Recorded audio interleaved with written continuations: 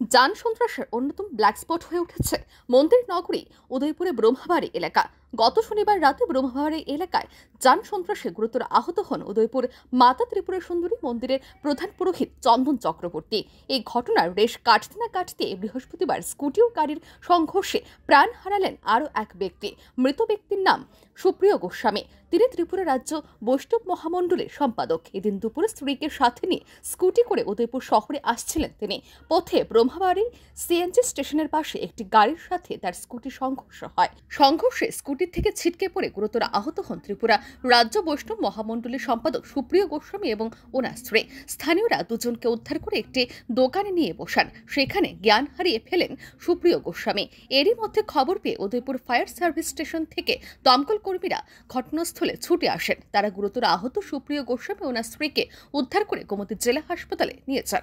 হাসপাতালে কর্তব্যরত চিকিৎসক মৌটুসী দাস সুপ্রিয় গোস্বামীকে মৃত বলে ঘোষণা করেন। ঘটনার প্রত্যক্ষদর্শী একজন জানান, স্কুটি ও গাড়ি সংঘর্ষে রাস্তায় ছিটকে পড়ে মাথায় গুরুতর আঘাত পান সুপ্রিয় গোস্বামী, হাতে আঘাত পান ওনার স্ত্রী। স্থানীয়রা তাকে উদ্ধার করে একটি দোকানে নিয়ে বসান। সেখানে জ্ঞান হারিয়ে লুটিয়ে পড়েন সুপ্রিয় গোস্বামী।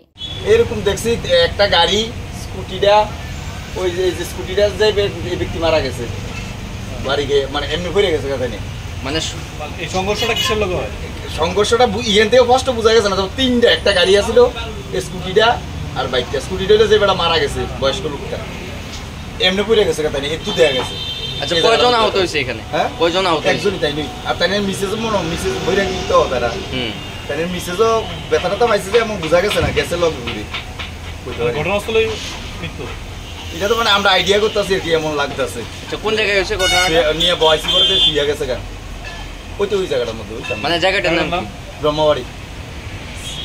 এদিকে পথ দুর্ঘটনায় ত্রিপুরা রাজ্য বৈষ্ণব মহামণ্ডলের সম্পাদকের মর্মান্তিক মৃত্যুর খবর চাউর হতে উদয়পুর শহরের বৈষ্ণব ধর্মাবলম্বীদের মধ্যে শোকের ছায়া নেমে আসে। খবর পেয়ে বৈষ্ণব ধর্মাবলম্বী লোকেরা গোমতী জেলা হাসপাতালে ছুটে যান।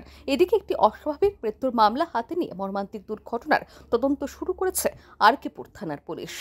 ব্যুরো রিপোর্ট, আর ই নিউজ।